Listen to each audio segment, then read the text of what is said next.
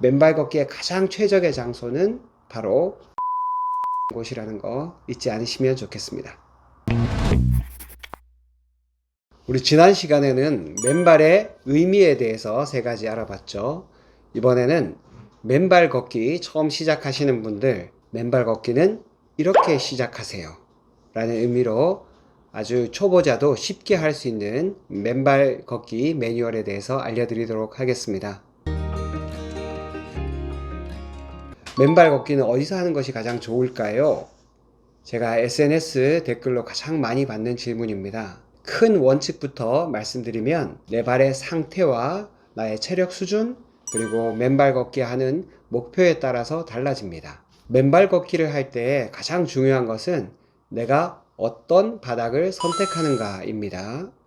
바닷가 모래사장 같은 곳은 좀 오래 걸어도 괜찮겠지만 숲길에서 맨발로 트레킹을 오래 하면 초보자는 굉장히 힘들 수도 있습니다. 그래서 지금부터는 맨발 걷기가 처음이거나 체력이 약한 분들을 위해 안전한 가이드를 해드리도록 하겠습니다.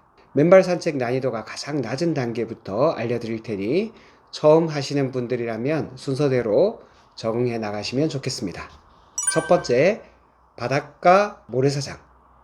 맨발로 촉촉한 바닷가를 걷는 게 가장 좋습니다. 물이 있고 또 소금기와 다양한 미네랄이 포함된 바닷물은 전자가 잘 흐를 수 있는 최상의 환경이죠. 바닷가 모래사장은 다칠 염려도 별로 없어서 최상의 맨발 걷기 환경이라 할 수 있습니다. 물론 바닷물에 젖지 않은 마른 모래사장도 좋습니다. 바닷물에 젖어서 약간 단단해진 바닷가 모래사장은 최고의 맨발 걷기 장소입니다. 바닷가에 사시는 분들은 정말 환상적인 환경에 사시는 셈이죠. 두 번째, 황토길입니다. 황토길은 촉감도 매우 좋고 접지도 잘 됩니다. 다만 물기가 너무 많으면 미끄러지기 쉽습니다. 그래서 균형 감각이 떨어지는 분들, 발에 힘이 좀 떨어지시는 분들은 좀 주의하셔야 됩니다. 나이가 많거나 몸이 불편하신 분 중에서 특별히 균형 감각이 떨어지신다면 맨발 걷기 초기에 황토길을 걷는 것은 추천하지 않습니다. 물론 균형 감각에 이상이 없는 분에게는 정말 좋은 맨발 걷기 장소라 할 수 있습니다. 세 번째는 잔디밭입니다.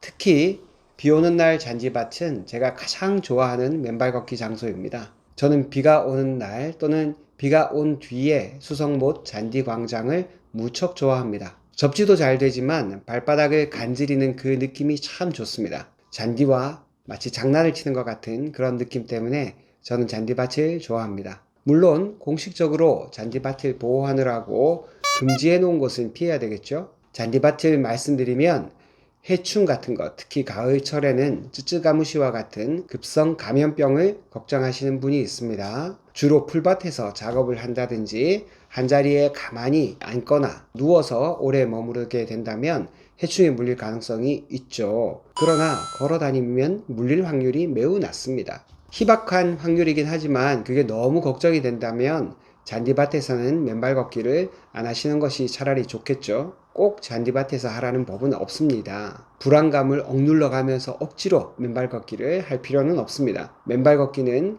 그 자체의 운동 효과도 좋지만 마음의 평화를 위해서도 좋은 건데 이렇게 불안하고 조마조마한 마음으로 맨발 걷기 하는 것은 그렇게 바람직하진 않습니다. 네 번째는 모래사장입니다. 지금 그림에 보는 곳은 제가 자주 가는 대구 압산공원의 고산골입니다. 고산골 입구에는 공룡공원이 있습니다. 대구시에서 몇 년 전에 만들었는데 아이들과 부모님들이 많이 찾는 명소가 되었습니다. 공룡 화석을 이렇게 모래 속에 묻어놓고 이걸 찾는 재미도 있습니다. 이런 공원이 아니더라도 학교 운동장 구석에 있는 모래사장이나 아파트 놀이터에 있는 모래사장도 좋습니다. 특별히 모래사장 아래에 시멘트나 콘크리트로 바닥을 만들어 둔 것이 아니라면 대부분 접지가 잘 되리라고 생각합니다.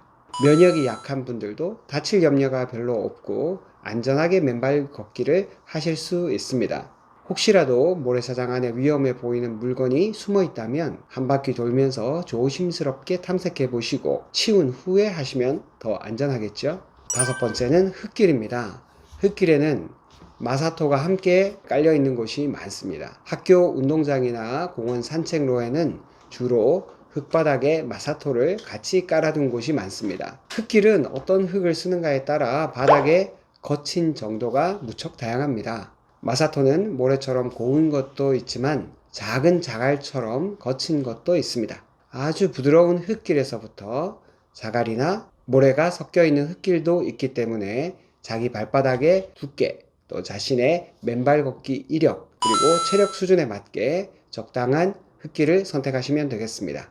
여섯 번째는 시냇물이나 강물이 흐르는 곳입니다. 냇물에는 돌이 많아서 발의 느낌은 좀 불편할 수 있습니다. 냇물도 바닥이 모래로 되어 있다면 얼마나 좋을까요? 섬진강 같은 곳은 강물에 모래사장이 넓게 깔려 있습니다. 그런 강가라면 맨발 걷기에는 아주 천국 같은 환경입니다. 그렇지만 돌이 좀 있는 곳에서는 그렇게 뛰어다닐 수는 없겠죠. 하지만 대부분 조심해서 걷기 때문에 돌이 있는 시냇가도 그렇게 위험하지는 않습니다. 비가 많이 온 후에 산에 가면 시냇물이 콸콸 흐르는 모습을 볼 수 있습니다. 그럴 때 이게 웬 횡재인가 하는 마음이 듭니다.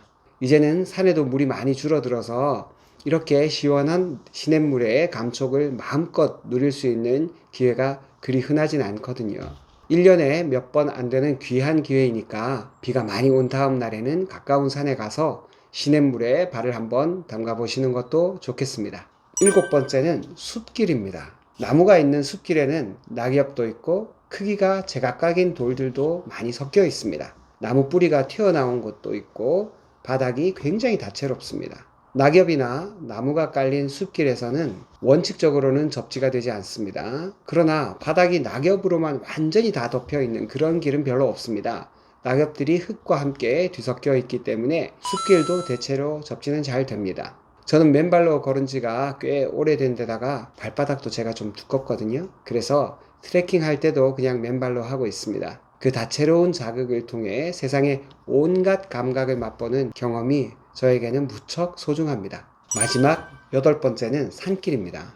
산길은 숲길과 바닥 그 자체의 성질은 비슷합니다. 그렇지만 경사가 있어서 발목에 힘이 좋지 않다면 좀 어렵습니다. 산길이라도 경사도에 따라서 난이도가 달라질 수 있습니다. 숲길을 1시간 이상 오래 걸어도 괜찮으신 분들이라면 산길에도 한번 도전해 보실 수 있습니다. 산을 올라가면서 맨발로 땅으로부터 올라오는 모든 감각과 친숙하게 되면 마치 내가 자연의 일부가 되어서 내가 사라진 것 같은 그런 느낌을 받을 때도 있습니다. 그러나 발목이 약하거나 면역이 낮은 분들이라면 산길은 추천하지 않습니다. 자칫 잘못하면 상처가 생기거나 또 다칠 수도 있기 때문입니다. 그러나 맨발 걷기 장소에서 가장 중요한 점이 있습니다. 접지가 잘 되는 바닷가도 좋고 황토길도 다 좋지만 그것보다 더 중요한 것은 내가 언제나 쉽고 간편하게 가서 맨발 걷기를 할 수 있는가입니다. 바닷가 모래사장을 내가 매일 갈 수는 없지 않겠습니까? 그래서 자기 주변에서 생활 환경에서 가장 간편하고 쉽게 할 수 있는 곳을 찾으면 거기가 공원 모래사장이든 아니면 흙길이든 잔디밭이든 어디라도 괜찮습니다. 맨발 걷기에 가장 최적의 장소는 바로 매일 할 수 있는 곳이라는 거 잊지 않으시면 좋겠습니다.